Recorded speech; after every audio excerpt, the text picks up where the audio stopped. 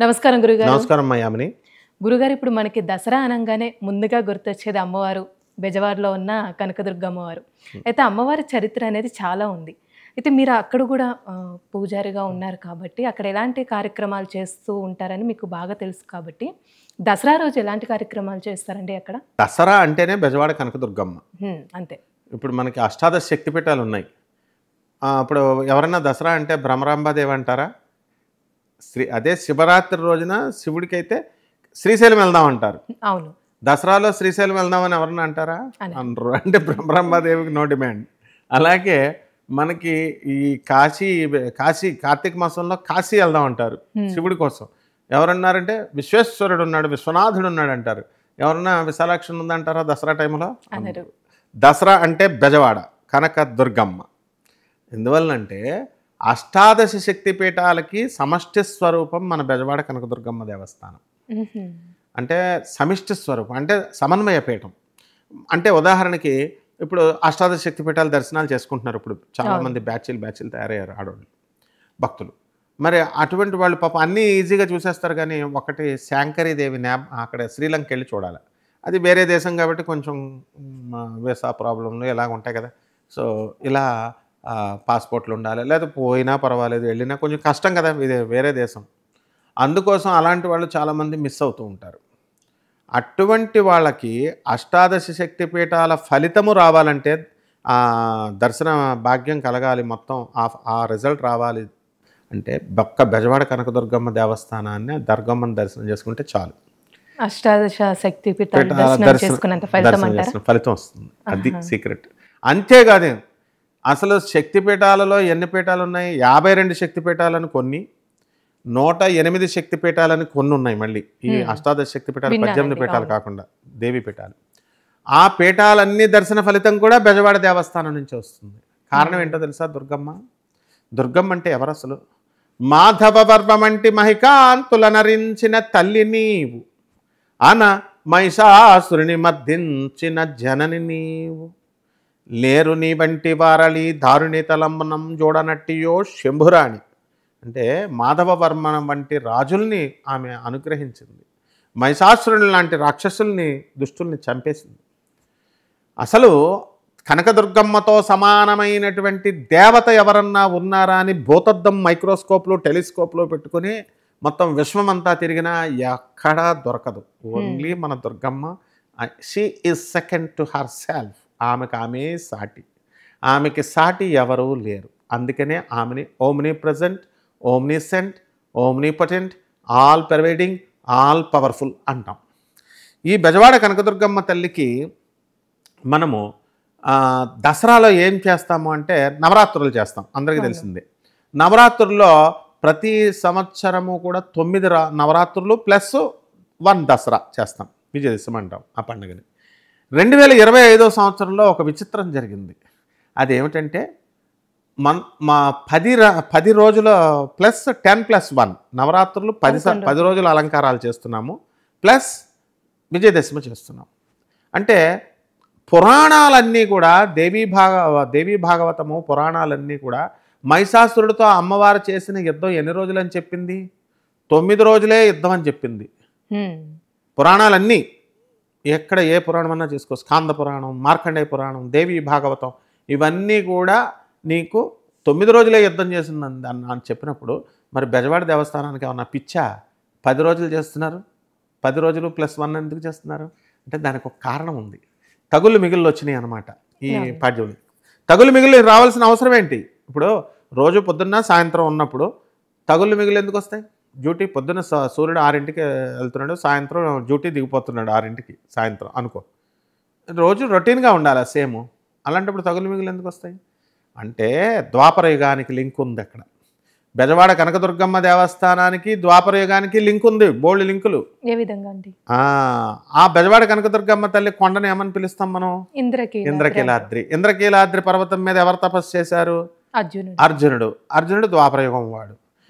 వ్యాసుల వారు వాళ్ళ తాత సలహా ఇస్తే, అరే కర్ణుడు వెళ్ళి ఆ కౌరవులతో అందరితోనూ చెడ్డ ప్లాన్స్ వేసి పాండవులను అందరినీ నాశనం చేయాలని దొంగ ప్లాన్ వేసి టైం వేస్ట్ చేసుకుంటున్నాడు వాడు, నువ్వు మాత్రం ఆయుధాలు సంపాదించు బాగా అంటే ఇంద్రకీలాద్రి పర్వతం మీద ఒంటి కాలుతో తపస్సు చేసి చేతులు ఇలా ఎత్తి తపస్సు చేశాడు మన అర్జునుడు. అప్పుడు శివుడు ఏం చేశాడు, చూద్దామైతే అని చెప్పి శివపార్వతులు ఇద్దరు మారువేషాల్లో కిరాత రూపంలో వచ్చి, కిరాతకుడు బోయవాడ రూపంలో వచ్చి ఒక ముళ్ళ పందిని పంపుతాడు అర్జునుడిని చంపేయమని, అటాక్ అని. అప్పుడు అర్జునుడు ఏం చేస్తాడు, దాన్ని బాణం వేసి చంపేస్తాడు దాన్ని. శివుడు కూడా బోయవాడు కూడా ఒక బాణం వేసి చంపేస్తాడు దాన్ని. ఒకేసారి అయిపోయినాయి. అప్పుడు అర్జునుడు నేను ముందు వేసాను బాణం, నేను ముందు వేసానని వీళ్ళిద్దరూ వాదించుకొని ఫైటింగ్లు చేసుకుంటారు. దీన్నే కిరాతార్జునీయం అంటారు. దీన్ని భారవి అనేటటువంటి మహాకవి రాశాడు. ఈ అర్జునుల వారు ఆయన తపస్సు చేశారు కదా, తపస్సు చేస్తే మనకు కూడా పాశుపతాస్త్రం ఏం మంత్రంతో తపస్సు చేశాడు, ఓం నమ శివాయ అని చేశాడు. అంతే, సింపుల్ మంత్రం. ఓం హ్రాం హ్రీం భ్రాం భ్రీం ఇలా పెద్ద పెద్ద మంత్రాలు ఇప్పుడు ఏవో చెప్తున్నారు కదా యూట్యూబ్లో కపటగాళ్ళు, అలాంటి ఏమి అక్కర్లేకుండా సింపుల్ మంత్రం. మళ్ళీ వీళ్ళందరూ ఏం చెప్తారు, ఆ ఓం నమ శివాయ మంత్రం చాలా సింపుల్, ఓం నమో నారాయణ మంత్రం చాలా సింపుల్, ఇలాంటి వాటితో చేస్తే మీకు చిన్న పామును కూడా పెద్ద కర్రతో కొట్టాలా, ఈ మంత్రాలు పనిచేయమని చెప్తారు ఈ వీళ్ళు మహానుభావులు. అర్జునుడు సాక్షాత్తు ఓం నమ శివాయతో పాశుపతాస్త్రాన్ని సంపాదించాడు. ఎందుకు ఇచ్చాడు తెలుసా శివుడు? ఆయన యొక్క శక్తి ఎవరికి పడితే వాళ్ళకి వరాలు అడిగితే ఇచ్చేయకూడదు. ఆయన టెస్టింగ్ చేశాడు. టెస్టింగ్ చేసి వీడికి ఆ శక్తి ఉందా లేదా అని అర్జునుడిని చితగ్గొట్టేశాడు శివుడు. చితగ్గొట్టేసి ఇలా ఊగిపోతూ పడిపోతున్నాడు. ఇంకా ప్రాణం చాలా లాస్ట్ దశకు వచ్చినట్టుగా అలసిపోయాడు అర్జునుడు. అయినా సరే నేను ఇది ఓడించాలి తనని ఆ పోరాట పటిమ ఉంది అర్జునుడిలో.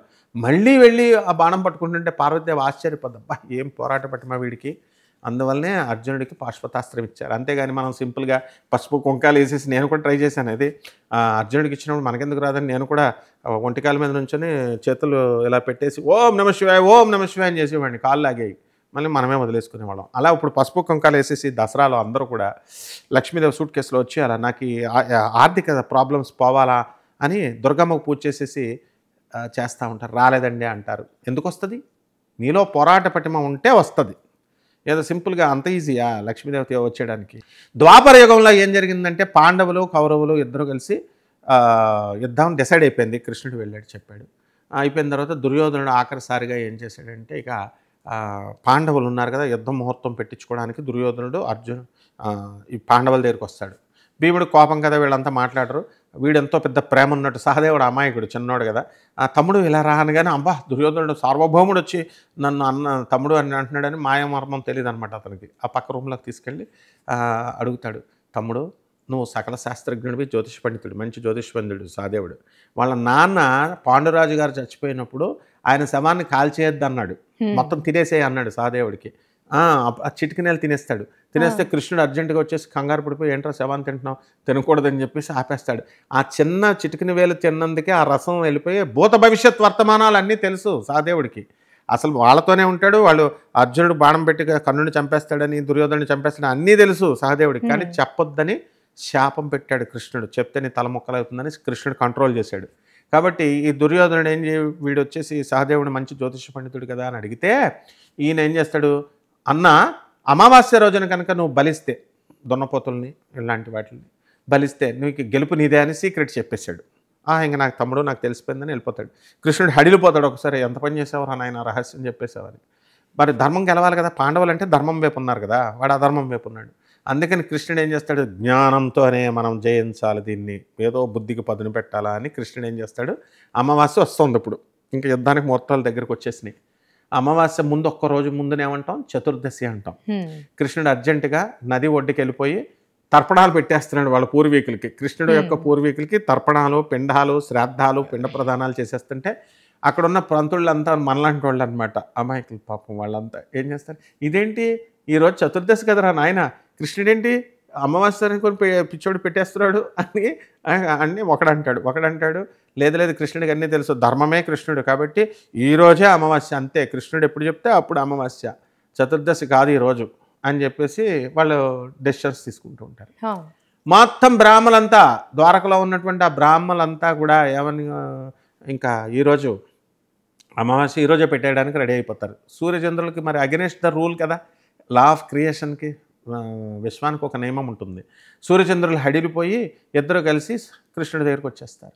వచ్చేసి కృష్ణ నువ్వు అధర్మం చేస్తున్నావు, ఇదేమో అధర్మం, మొత్తం పంతుళ్ళంతా ఈరోజే పెట్టేస్తున్నారు, అమావాస్య రోజున పెట్టాల్సినటువంటి పిండాలన్నీ శ్రాద్ధాలన్నీ ఈరోజే పెట్టేస్తున్నారు, అలా పెడితే అరిష్టం అని అంటాడు. అంటే ఈరోజు ఎంత ఇది అని అడుగుతాడు కృష్ణుడు. చతుర్దశి అంటాడు. అమావాస్యకి డెఫినేషన్ ఏంటని స్కేల్ పట్టుకుంటాడు అనమాట. చెప్పండి, అమావాస్యకి డెఫినేషన్ ఏంటంటే సూర్యుడు చంద్రుడు ఇద్దరు కలిసి ఉన్న చోటని అమావాస్య అంటారు.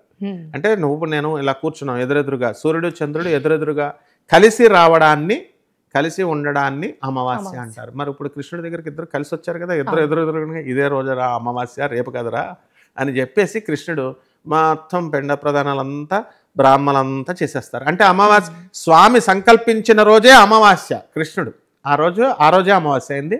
అప్పుడు పాండవులకు చెప్తాడు బలిచ్చేయమని, బలిచ్చేస్తారు. వాళ్ళు విజయం పాండవుల వరించేసింది. కాబట్టి ద్వాపర యుగానికి లింకు. మరి అప్పుడు అమావాస్య రావాలంటే 15 రోజులు పట్టాలి కదా. మరి 14వ రోజునే ఒక రోజును ముందుకు జరిపేశాడు కృష్ణుడు. 24 గంటలు జరిపేశాడు. కాబట్టి ఈ 24 గంటల్ని ఈ 15 రోజుల్లోకి అడ్జస్ట్ చేశాడు అనమాట. అందుకని ఒక్కొక్క రోజుకు ఒక 2 గంటలు అటు, ఒక్కొక్క 2 గంటలు ఇటులా తగులు మిగుళ్ళు వచ్చినాయి. కాబట్టి దసరా పండగకి ఈసారి 2025 సంవత్సరంలో తగుళ్ళు మిగుళ్ళు వచ్చి 9 రోజులు చేయాల్సిన ఫంక్షన్ 10 రోజులు మనం చేసుకుంటున్నాం. విజయదశమి అలాగూ 11వ రోజు, అది కామన్. కాబట్టి ఈ రోజున మనం విజయవాడ దేవస్థానం ఏం చేసిందంటే వేద పండితుల యొక్క సలహా మేరకు మన వాళ్ళు ఎగ్జిక్యూటివ్ ఆఫీసర్లు ధర్మమండలి ఏం నిర్ణయించుకున్నారంటే ఈ యొక్క దసరా 2024లో మహాచండీని పెడదామని నిర్ణయించుకున్నారు. మహాచండీని పెట్టారు. ఎందువల్లంటే దుర్గా సప్తశతి అంటే చండీ సప్తశతి కాబట్టి దుర్గే చండీ కాబట్టి. తర్వాత 2025లో కాత్యాయని వ్రతాన్ని పెట్టారు. ఈ కాత్యాయని అలంకారం, కాత్యాయని అమ్మవారికి ఎందుకంటే ఇంపార్టెన్స్ అంటే మనకు సాంప్రదాయాలు ఉన్నాయి.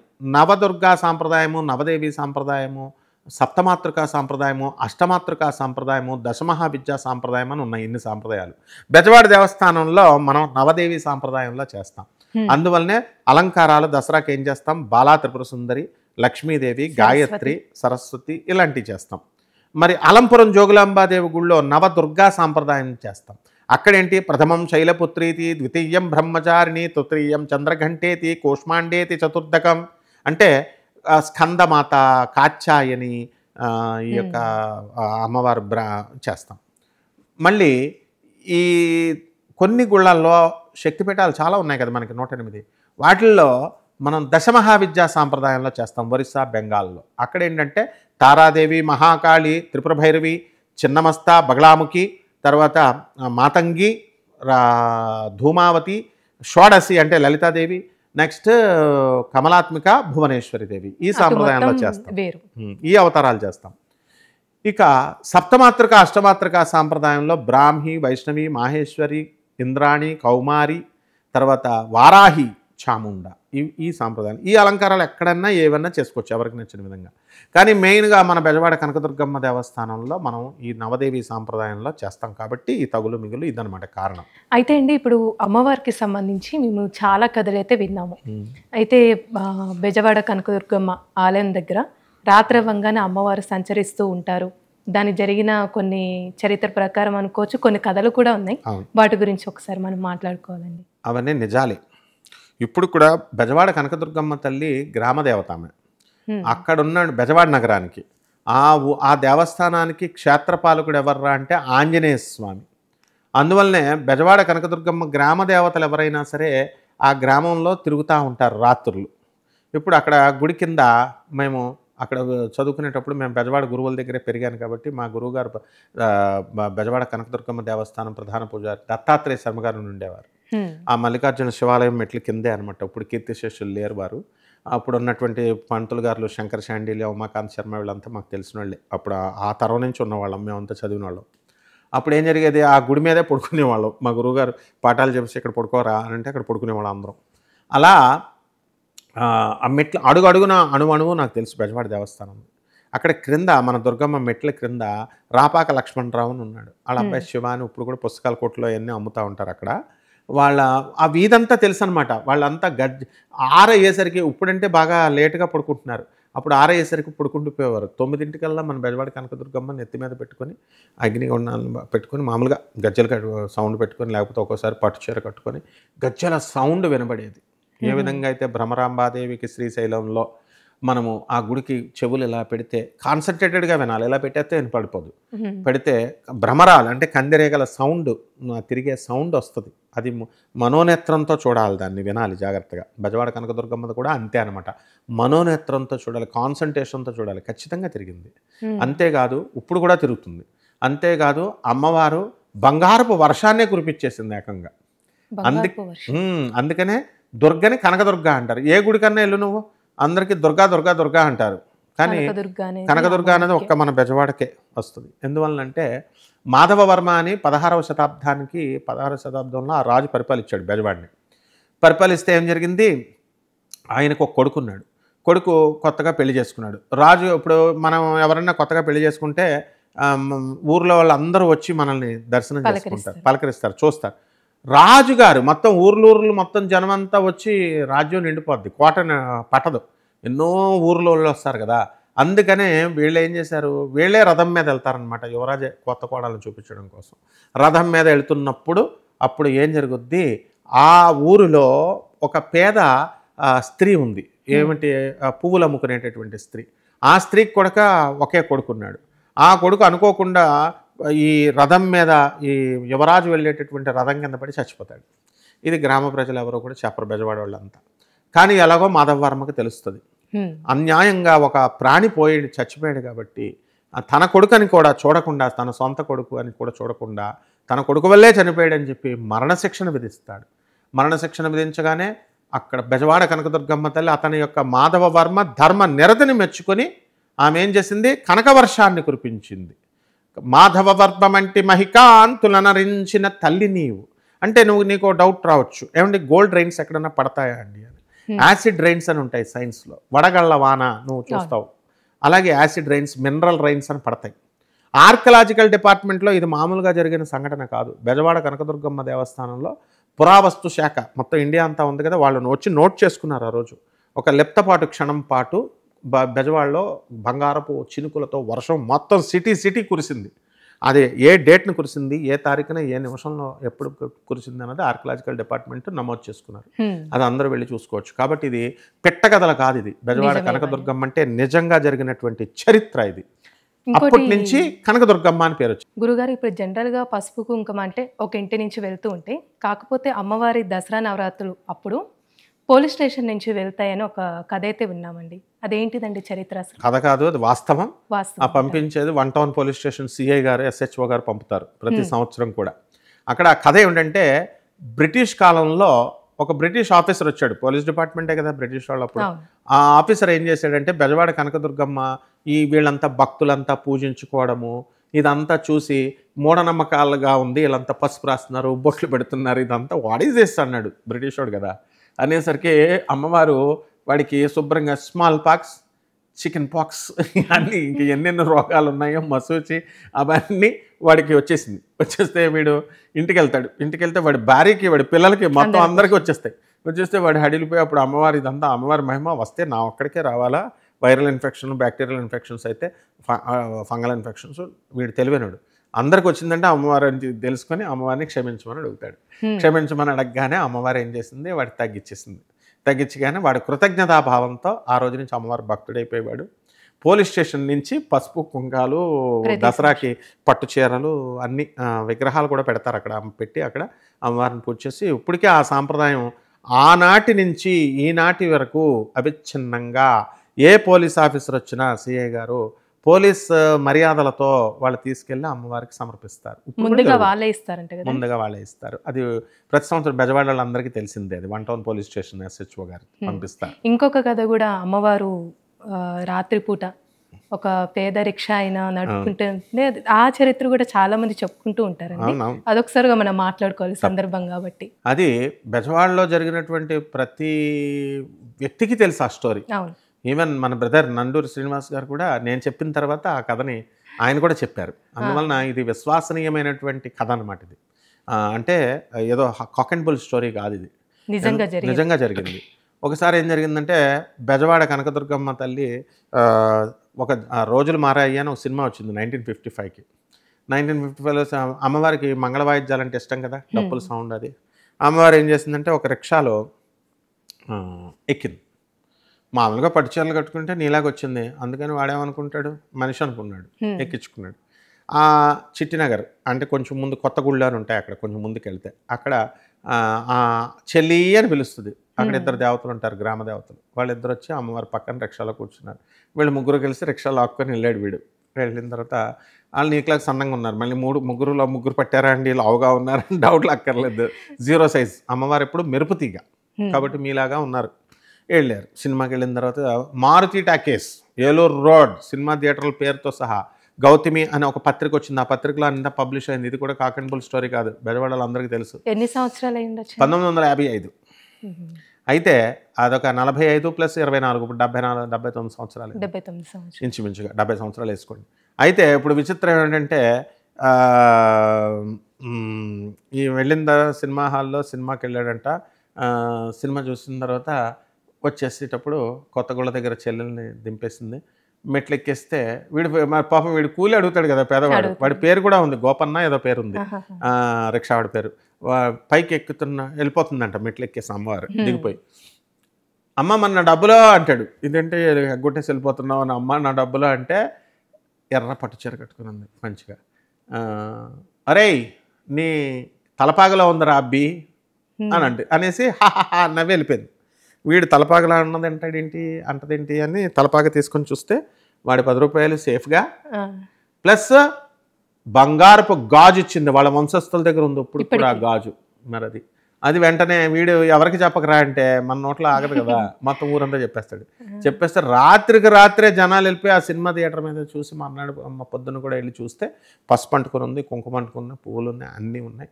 ప్రెస్ వాళ్ళు కూడా వెళ్ళారు, మన మీడియా వాళ్ళు కూడా వెళ్ళారు, వెళ్ళి పబ్లిష్ చేశారు. గౌతమి అనే పత్రికలో వచ్చింది, మొత్తం అంతా పబ్లిష్ అయింది. అండ్ ఆ విషయం మొత్తం పోలీస్ ఆఫీసర్స్కి, కోర్టుల్లోనూ అందరికీ తెలుసు. ఆ విషయం కంప్లీట్గా మొత్తం విజయవాడ నగరం అంతా తెలుసు. అందువల్ల బెజవాడ కనకదుర్గమ్మ తల్లిని మనము ఒక కలకత్తా కాళీని ఎలాగైతే పట్టపు రాణిగా వాళ్ళ ఆడబడుచుగా చూసుకుంటామో ఆ విధంగా మన బెజవాడ కనకదుర్గమ్మ తల్లిని పట్టపు ఆడబడుచుగా చూసుకుంటారు బెజవాడ నగరంలో. ఎవరికైతే పెళ్ళిళ్ళు కావట్లేదో అందరూ కూడా పసుపు రాసి అమ్మవారి మెట్లకి కుంకాలు పెడతారు, హారతి పెడతారు. ఒక్కొక్కరు నిమ్మకాయ దెప్పలతో దీపారాధన చేసుకుంటూ మోకాళ్ళ మీద మంజూష గారని ఒక ఆవిడ ఉన్నారు, అమెరికా నుంచి వచ్చి. అసలే ఆవిడ సన్నగా ఉంటుంది, మోకాళ్ళ మీద నడవలేదు ఆవిడ. అమెరికా నుంచి వచ్చి ఎందుకులే అమ్మ మామూలుగా నడిచేసి పసుపు రాసుకొని వెళ్ళిపో అంటే, లేదు సార్ నేను మోకాళ్ళ మీద నడుస్తాను అని నాతో పాటే మోకాళ్ళ మీద నడిచి అమ్మవారి దర్శనం చేసుకున్న వాళ్ళు బోల్డ్ మంది ఉన్నారు. ఇంకొక విషయం కూడా ఈ మధ్య విన్నా అండి, అంటే ఇంద్రకీలాద్రి కొండ 9 కొండలు అని అంటూ ఉన్నారు. అదేంటండి అసలు? ఎగ్జాక్ట్లీ నవావరణ పూజ అంటాం. నవావరణ శ్రీచక్ర పూజ, నవావరణ చండీ పూజ అంటాం. నవావరణాలు అంటే 9 ద్వారాలు, 9 తలుపులు. అంటే మన ఇప్పుడు తిరుపతికి ఎన్ని కొండలు? 7 కొండలు. బెజవాడ కనకదుర్గమ్మ 9 కొండలు. ఆదిశక్తి కదా ఎక్కువ నవావరణాలు. ఇది మనోనేత్రంతో చూడాల్సినటువంటివి. అంటే ఫిజికల్గా ఇప్పుడు సపోజ్ కాశీ ఉందమ్మా, కాశీని ఏమంటాం మనము? ఈ కాశీలో రోజు సిద్ధులు, మహర్షులు, ఋషులు, నాగులు, కిన్నెర్లు, కింపురుషులు, మానవులే కాకుండా వీళ్ళందరూ వచ్చి దర్శనం చేసుకుంటున్నారు అంటారు. అంటే నిజంగానే చేసుకుంటారు. తిరుపతికి కూడా వస్తారు, బెజవాడకు కూడా వస్తారు, కాశీకి కూడా వస్తారు. అంటే మనకు కనబడరు వాళ్ళు, ఇలా ఫిజికల్ అయితే కనబడరు, మనోనేత్రంతో చూడాలి, 4th డైమెన్షన్తో చూడాలి. సో ఈ బెజవాడ కనకదుర్గమ్మ తల్లి ఇప్పుడు నువ్వు చెప్పినట్టుగా 9 కొండలు ఉన్నాయి. ఇప్పుడు మనం దర్శనం చేసుకుంటున్నటువంటి దుర్గమ్మ మొదటి కొండ దగ్గర ఉన్నటువంటి దుర్గమ్మ, మొదటి ఆవరణం. తర్వాత ఇదివరకు మొత్తం కొండల్లో అన్ని దుర్గమ్మలు ఉన్నారు, చింతామణి దుర్గా అని అందరూ చాలా నవదుర్గలు ఉన్నారు. అయితే అవన్నీ కప్పడిపోయినాయి, కొండల్లోకి ఎవరు వెళ్ళేవారు కాదు కదా. ఈ మధ్యన ఏం జరిగింది, అక్కడ అమ్మవారి గుళ్ళో కోనేరు ఉండేది. ఆ కోనేరు ఉన్నప్పుడు ఏం జరిగిందంటే మహిషాసురుణ్ణి అమ్మవారు బెజవాడ కొండ మీద నుంచి తరిమింది. వాడిని మైసూరు చాముండి హిల్స్ వరకు తరిమి వాడిని అక్కడ చంపేసింది. ఆ చంపేసిన స్పాట్ దగ్గర మహిషాసురుడి యొక్క విగ్రహం పెట్టారనమాట. ఆ రక్తం, ఆ కన్నీరు, ఆ యొక్క త్రిశూలానికి అంటుకున్నటువంటి ఆ యొక్క త్రిశూలాన్ని తీసుకొచ్చి ఆ రక్తాన్ని ఇక్కడ కోనేరులో కడుగుద్ది బెజవాడ కనకదుర్గమ్మ గుళ్ళు. అందుకే కొంచెం రెడ్డిష్గా ఉండేది వాటర్. ఏ విధంగా అయితే కామాఖ్య అమ్మవారి టెంపుల్లో ఇప్పుడు కూడా అంబుబాచి టైంలో యోనిపేట నుంచి అక్కడ బ్రహ్మపుత్ర అనేదంతా రెడ్గా అవుతుందో అలా రెడ్డిష్ వాటర్ ఇక్కడ కూడా ఉండేది.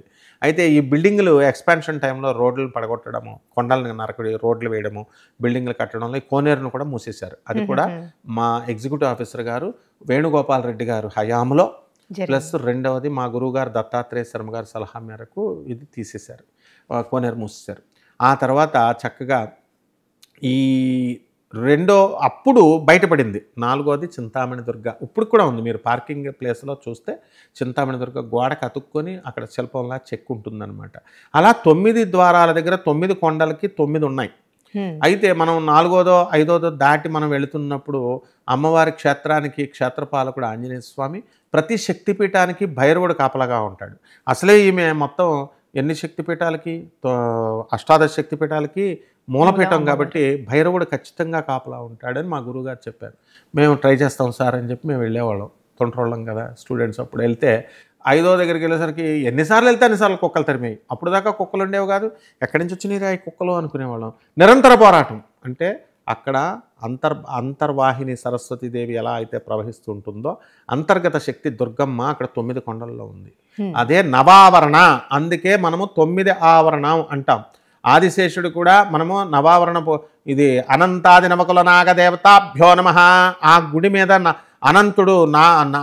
అనంతుడు శంకుపాలుడు ఈ సర్పాలు ఏవైతే ఉన్నాయో కాళీయుడు ఇవన్నీ కూడా నవదేవతలు నవకుల దేవతాభ్యో నమః. నవనాగులు అక్కడ కాపలా కాస్తూ ఉంటాయి. కాబట్టి ఎవరు ట్రై చేయకూడదు వెళ్ళడానికి. భైరవుడు ఉంటాడు, నాగులు ఉంటారు. కాబట్టి బెజవాడ కనకదుర్గమ్మ తల్లిని మనం అనుకున్నట్లు కేవలం మనం దర్శనం చేస్తున్నాము ఒక్క మానవులే అనుకోకూడదు. దేవతలు, యక్షలు, కిన్నరులు, కింపురుషులు వీళ్ళందరూ కూడా చేస్తారు. ఆ ఇంద్రకీలాద్రి పర్వతం అసలు ఎందుకు వచ్చిందంటే కీలుడు అనేటటువంటి ఒక యక్షుడు తపస్సు చేస్తాడు. తపస్సు చేసి అమ్మ నా హృదయంలో నీ ఉండిపో అంటే, అయితే నేను కృతయుగంలో రాక్షసులందరినీ ఎవరెవరిని చంపింది? చండుణ్ణి, ముండుణ్ణి, శుంభుణ్ణి, నిశుంభుణ్ణి, దుర్గమాసురుణ్ణి, రక్తబీజుణ్ణి ఇలా వరుసపెట్టి మహిషాసురుణ్ణి వీళ్ళందరినీ చంపింది. దుర్గమాసురుణ్ణి చంపింది కాబట్టి దుర్గా అన్నారు. ఇలా అందరినీ చంపేసిన తర్వాత నేను నీ కొండ మీదకి వచ్చి నిలబడతానరా అంది. అసలు అమ్మవారు ఛాయ ఎలా ఉంటుందంటే బంగారపు ఛాయతో మెరిసిపోతూ ఉంటుంది. అందువల్లనే హేమదుర్గ అంటారు, ఆమెని కనకదుర్గ అంటారు. ఆమె అక్కడ ఆ దుర్గాదేవి అక్కడకు వచ్చి ఈ యొక్క హృదయంలో వెలిసింది. నువ్వు గమనిస్తే ఏ గుడైనా సరే, ఇప్పుడు ఏ గుడైనా నువ్వు తీసుకో, కొండ మీద ఉంటుంది పైన. కానీ బెజవాడ కనకదుర్గమ్మ గుడిని అబ్జర్వ్ చేయండి. గుడి ఇలా కొండ ఉంటే మధ్యలో ఉంటుంది అమ్మవారి గుడి. అంటే హృదయం మనకి మధ్యలో ఉంది, తల పైన ఉంది, మనకి మధ్యలో ఉంటుంది. అంటే ఆ 9 కొండల మధ్యలో అమ్మవారు వెలుస్తుంది. కాబట్టి ఇంద్రకీలుడిని ఏం చేసింది? ఆ కీలుడిని ఏం చేసింది? యక్షుడిని పర్వతంగా మార్చి కృతయుగం వరకు వెయిట్ చేయను ఆయన కలియుగం వరకు అని చెప్పి కృతయుగం వరకు అతన్ని వచ్చింది. కృతయుగంలో అమ్మవారు వెలిసింది. అలాగే ఇంద్రుడు తన పోస్ట్ ఒకసారి పోతే ఇంద్రుడు అమ్మవారి కోసం యా దేవి సర్వభూతేషు శక్తి రూపేణ సంస్థిత నమస్తస్యై నమస్తస్యై నమస్తస్యై నమో నమః అంటూ ఆ అమ్మవారిని పూజిస్తాడు, తపస్సు చేస్తాడు. అక్కడ పూజ చేస్తే అక్కడ ఇంద్రుడికి ఆయన ఒక రోగం ఉందనమాట. మొత్తం 1000 కన్నులు అయిపోవాలని 1000 యోనులు శరీరం నిండా గౌతమ మహర్షి భార్య అహల్యని అనుభవించాడు కాబట్టి మాయోపాయంతో.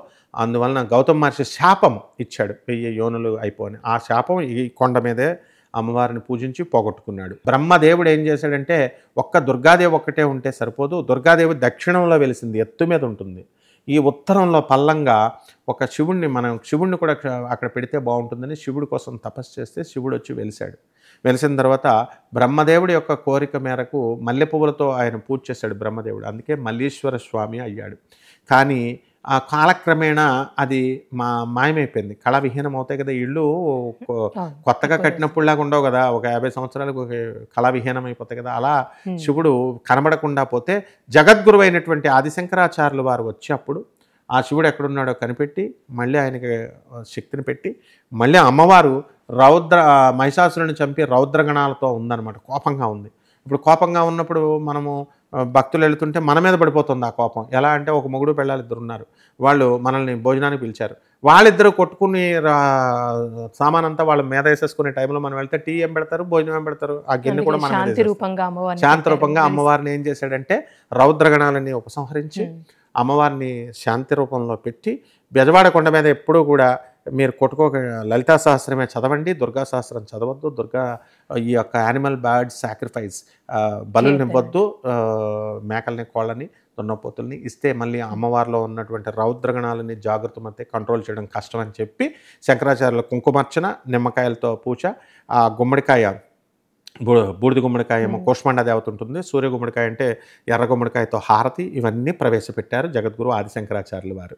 అలా ఆ విధంగా అనమాట. అందుకని ఆదిశంకరాచార్యులు వారి ఆచారం ప్రకారమే ఇప్పుడు కొండ మీద కూడా లలితా శాస్త్రం ఉంటుంది. ఆ అమ్మవారి రౌద్రగణాలన్నీ తీసేసి ఒక పర్వతం వెనుక, మొగలరాజు పర్వతం వెనకాల పెట్టేశారనమాట. అందువల్లనే మనం ఏమంటారంటే ఒరిజినల్ దుర్గమ్మ వేరే చోట ఉంది, వేరే చోట ఉంది అనే కథ కూడా ఉంది. అంటే మనం బెజవాడ కనకదుర్గమ్మ గణాలు తీసేసినప్పుడు కొత్తగా గుడి రెనోవేట్ చేసేటప్పుడు ఏం చేస్తామంటే అమ్మవారిలో ఉన్నటువంటి కళాపోషణ అంటారు. మేము వెళ్తాం, మా గురువుగారులతో చిన్నప్పుడు వెళ్ళి చేసేవాళ్ళం. ఇప్పుడు అలంపురం జోగులాంబ గుడికి కూడా మా గురువుగారు అయినటువంటి జగద్గురువులు భారతీ తీర్థ స్వాముల వారితో నేను వెళ్ళాను.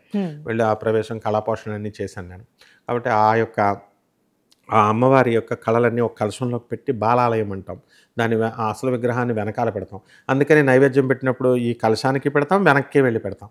కాబట్టి ఈ అమ్మవారికి కూడా పెట్టాలి. అవన్నీ కూడా పెట్టేటప్పుడు ప్రజల కన్ఫ్యూజన్, ఇవన్నీ ప్రజలకి, అందువల్లనే వేరే దుర్గమ్మ వేరే చోట ఉందేమో అనేటటువంటి సందేహాలు ఇవన్నీ వస్తాయి.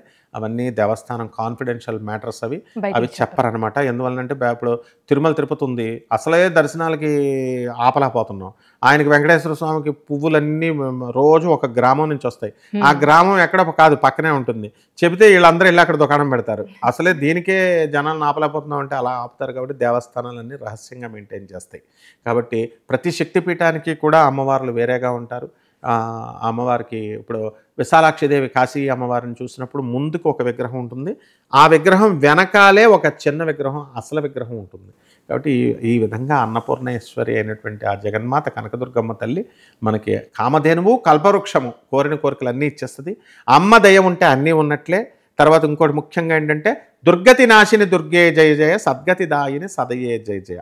దుర్గము అంటే ఏంటంటే, దుర్గా అంటే పేరు ఏంటంటే కష్టాలు, కొండంత కష్టాలను పోగొడుతుంది.